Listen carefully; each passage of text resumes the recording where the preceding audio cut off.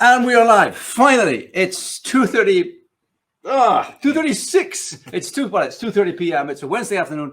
You're watching Innovation Fika with me, Donny, and what a bit of a chaotic day here today. So there we go. Look at that. Episode 93 as well. Everything is good. Hi everyone. Wednesday afternoon, 2:30 p.m. You're watching Innovation Fika with me, Donny, live from Stockholm, and today again in the studio together with a live guest, David Finnegan.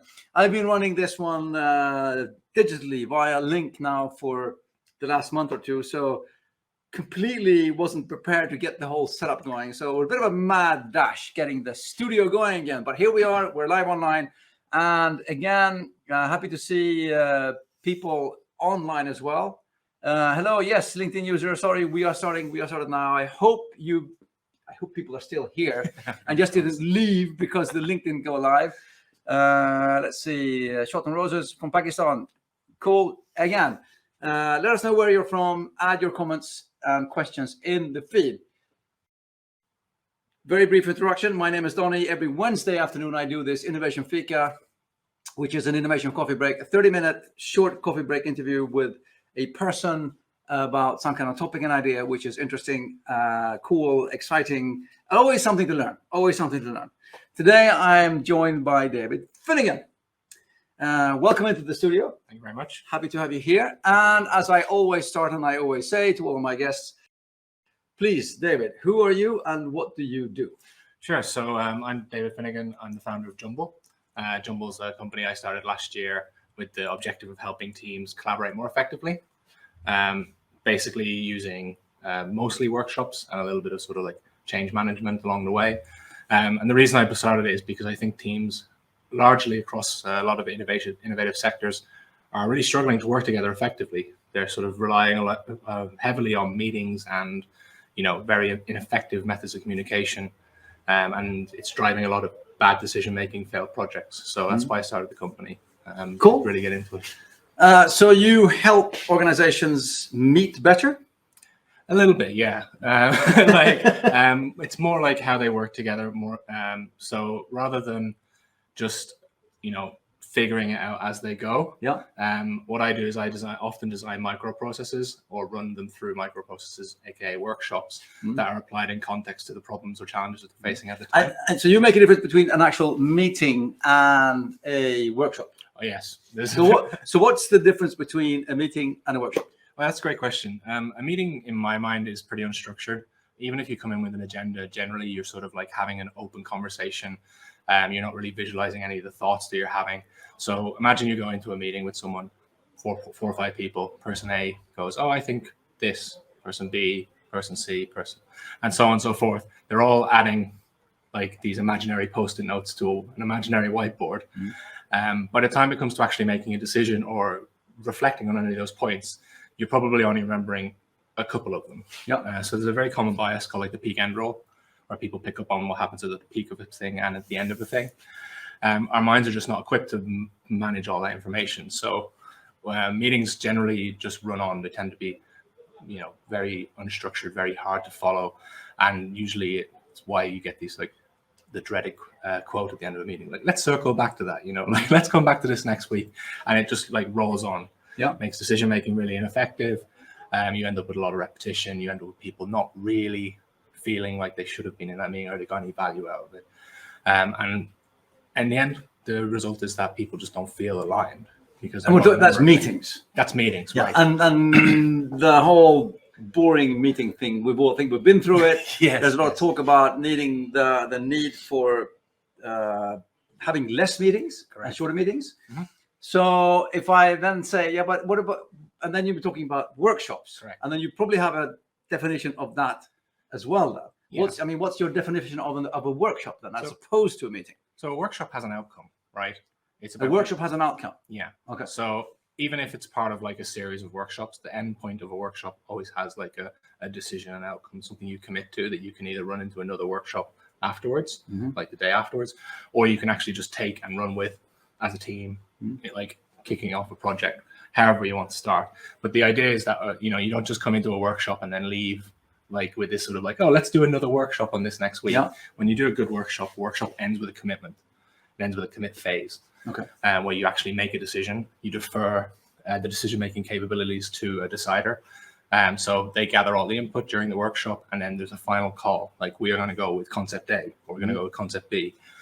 You don't leave saying, well, we could go with concept A or we could go with concept B. You make a decision and you move forward with it, because that's really important to like elevate the speed, the quality of decisions. So a workshop is it's designed and well, thought through and prepared. Correct. So again, and I'm being a bit provocative here then, I'm just provoking by saying that, okay, well, what about people who say, let's go and have a meeting and just do some brainstorming?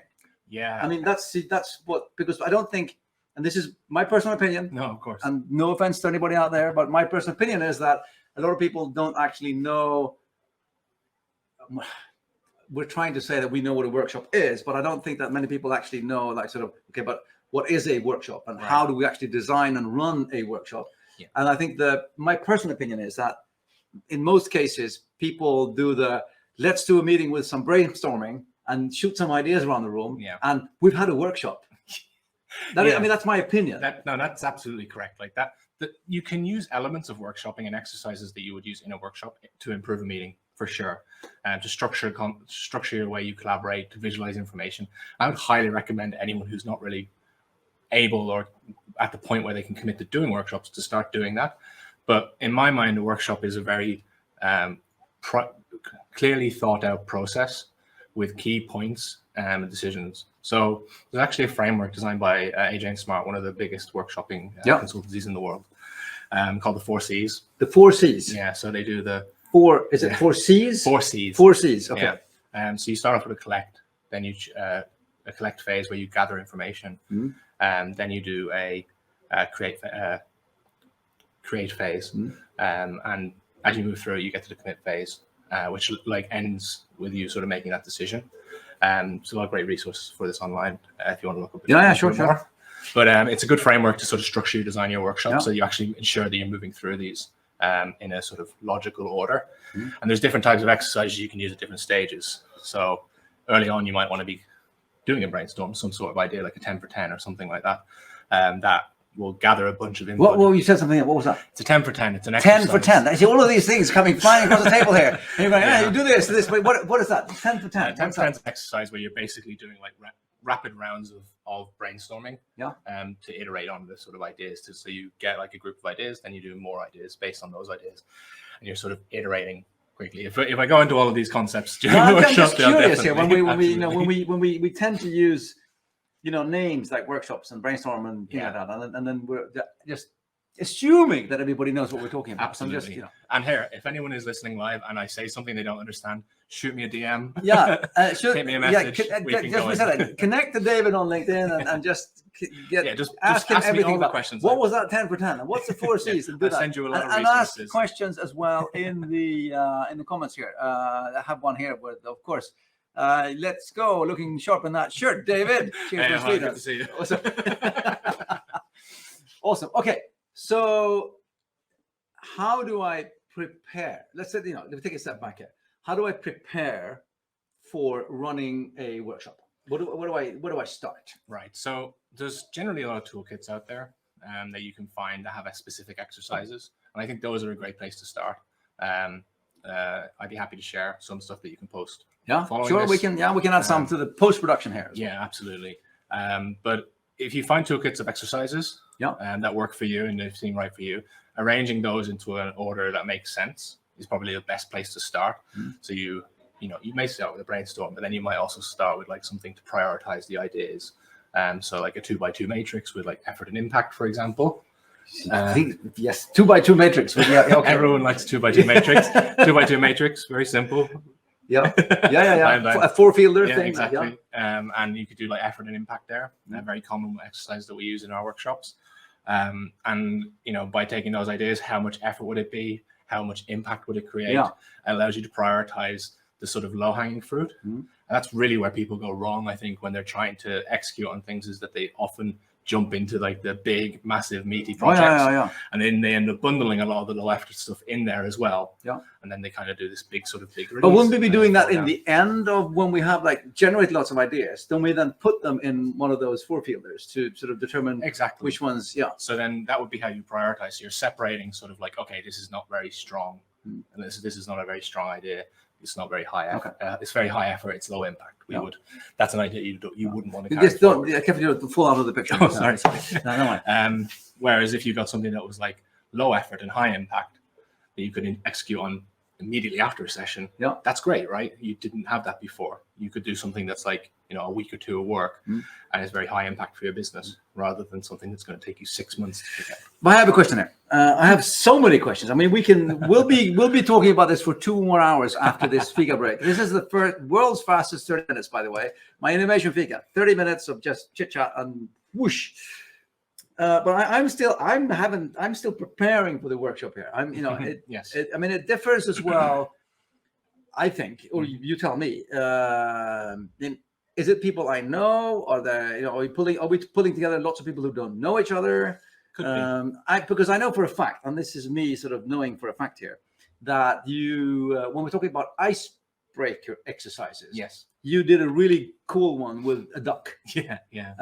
I love this one, by the way. I don't know if you've seen or heard about the duck icebreaker exercise, but I'm definitely going to try that one in my next meeting when I have people, maybe with people I know, for Christ's sake. It doesn't matter. Fun. So what is the duck exercise? Okay, it's really simple. You start off, give everyone Post-its, sticky notes, in a Sharpie. Then you ask them, you tell them you got 60 seconds, draw a duck. Draw a duck. Yeah, in 60 seconds. Just draw a duck, 60 seconds. So you set timer, and then you ask them to put that up on a whiteboard, and that's it. Then you sort of and the reason that's great is because a lot of the time when we're coming into these sessions, there's like a bit of fear of creativity, a bit of fear, especially fear of visualizing things. People feel like they can't sketch, and that immediately cracks through that. That immediately breaks through that, right? Immediately removes that sort of anxiety. Yeah. Because you can see that everyone's has different levels, but you can still see they're all ducks. Yeah. And on top of that, it's just fun. Like it injects a bit of fun. It's a bit silly, There's another version of this, which is from Lego, which is like build the duck from Lego bricks. That's also quite fun. Okay. Cool. But those sorts of things are really enjoyable because they just break the ice, and it's not as sort of they're not as personal as some icebreakers, like my first job or but that's a good icebreaker, because I agree with you on the whole getting people to draw something as well. Yes. Because it just the visualization part is important. Get that started as well. Okay, so we come in the room. No, we're still preparing. Yes. So we've chosen an icebreaker exercise. Yeah. Okay, we'll do the duck thing. Okay. Yeah. And then how do I sort of pick the right things to do depending on what I want to achieve in the meeting? I mean, any sort of guidelines I should sort of stick to? Yeah, I think it's you really have to examine your options in terms of tools. So I mentioned like 10 for 10, and I mentioned the 2x2 matrix, but those are just like a handful, like 1 or 2 tools that I use frequently. There are so many different tools that you can explore there. Some are very deep and high concept, and some are very like basic and easy to understand. I really recommend familiarizing yourself with a toolkit and some resources. Oh dear. No, that's a completely different thing. Completely different. And familiarizing yourself with those tools so that you can actually start pulling together exercises either for an in-person or a remote session. Once you have that, setting that agenda, setting that thing up front, so you understand the outcome you want to create first. And if you want to get to that, if you don't know what that is, if it's like for a client, for example, what we'll do is interviews and surveys with the client, like one-on-one interviews, surveys with the client to understand the problem deeply, understand where some of the tensions and challenges are. That will help us define the outcome. Then we go into the design process for the workshop. That gives us the agenda where we start onboarding people. And then there's like other things like setting up, the room. If you're doing an in-person session, and making sure you have, if you do need to do any diagrams, like a 2x2, have that on a board beforehand. Have all the materials you need, Post-it notes, Sharpies. If you're doing it remote, setting up a Miro or a mural board. Those are some digital whiteboarding tools. Now here, I have a question. This is going to the finer points of running meetings and workshops here. How do you like setting up a room? Is it like in islands with group things, or is it like a you thing, open you towards you, or do we do this school bench thing sitting, and how do you? Because I just feel that whichever way I set up a room, it always turns out wrong. Because if I have a group setting for group work, it always ends up that, okay, well, during my presentations, everybody gets cricking their neck and they're sitting the wrong way and like that. And then if you have this open U, then you don't get any sort of group thing going. But is it like what's your opinion on seating, or how do you work with rooms? Yeah, generally I have people in a U or similar with a desk space. For larger sessions, it might be individual islands. So if it's like getting towards like 20 people, it might be 2 islands of 10, for example. But generally people are facing me if I'm doing a smaller session, which I typically do. And we're not doing a lot of like group discussion in sessions. We're actually leveraging what's called like working together alone a lot of the time. So we're setting a timer and we're sitting together, but we're working alone to generate ideas and input. Because that avoids like ideas. Because then you have the open U, and then you have that whole group then together working together. So it's like that group, and if it becomes too big, then you break them apart into 2. Yeah, exactly. Or it could be more. You know, well, that makes sense. That makes sense. And then of course now we're talking about. I mean, it might sound like we've talked about idea generation or that kind of workshopping. Workshopping, is that a word? Workshopping, yeah, I think that's I don't know if it's actually a word, but I think that's what I say. Today you heard it. It's an actual word now. We've said it, so it's a word. It obviously exists. But what would you say workshops is specifically good for, or is there anything that you shouldn't use it for? I mean, anything there? Yeah, I think one of the things I see a lot when people start implementing facilitation workshopping into their businesses is that they sort of overuse it. So it's like, let's have a workshop for what coffee should we pick for the coffee machine. And I personally like to use them. What I say is that, we all know the saying of like, this meeting could have been an email, but there's there's another saying I'm starting to coin, which is this workshop could have been a meeting. And because a workshop is time consuming, it's a commitment, it's focus time, and it's taking time out of people's schedules. So what I sort of generally try and reserve them for meatier challenges. So when someone needs to set a product vision, when they have a new initiative they're kicking off, they need to innovate on their business model, like important things that have high stakes. That's not to say you can't use them for other smaller activities, like the retrospective. If you're working with a team, look back on what you've done over the last 2 weeks or last month. That's a great exercise. But overuse makes people sort of complacent. Good point. I have actually a good question here. LinkedIn user here. What about hybrid meetings? Part local, part. I mean, this is something we're seeing now. It is. I mean, we do hybrid meetings all the time. Any tips or tricks there for that? If you're running workshops, my opinion is that the overhead that hybrid creates doesn't justify the outcome it results in, because you generally get it's a lot more effort. Like I've tried to do hybrid sessions where it's just me, but if I do them now, it has to have the co-facilitator online, and then I have to be in the room. Okay. Good tip. So you have a co-facilitator that runs the online thing together with you, and you're in the room. Yeah, exactly. So someone can watch those things. But generally, I try and avoid them. Like I wouldn't, if a client asked me, can we do a hybrid? I would say no, because it's just increasing the overhead on the project a lot for me. And it's just not really justifying. It's not really justifiable. Like it's like, if you want to do a hybrid session, just work remotely. Get everyone on a computer, get them on a headset, give them a microphone. And that actually makes sense as well. Yeah, that makes sense. I mean, that's better than to go completely digital, completely online, and then have a mix, right? Yeah, because then you're not moving anyone out, right? Like the problem hybrid workshops create is that they aren't really inclusive to the people who are working remotely. No. You're kind of a disembodied voice in a room of people who are working together. And generally people get pushed out, feel like they've been excluded from discussions, or they have trouble coming in. And that's quite difficult. I'll give you one tip from myself, which is where I've managed to fail a number of times. Is you were talking about using the different tools and methods and things. Don't use too many. Oh, Because I've done that mistake myself, and I've gone, oh, I have to create this perfect workshop, and then I cram in so many things, and we do this one, and no, we don't have time. We're going to the next exercise, and people are like, I didn't have enough time. No, shut up. Next, and you just rush into the next thing, no time to actually reflect or think. And for me, it's like less is more. Like pick 100%. one. If you check out my LinkedIn today, that's what my post is about. It is. It is, yeah. So what I talk about in there is like designing your time well. Setting checkpoints during the workshop so you actually know where you are at in the workshop. Like if it's like, okay, I need to be the first section takes 55 minutes. That means, and I start at 10, the checkpoint is 10:55.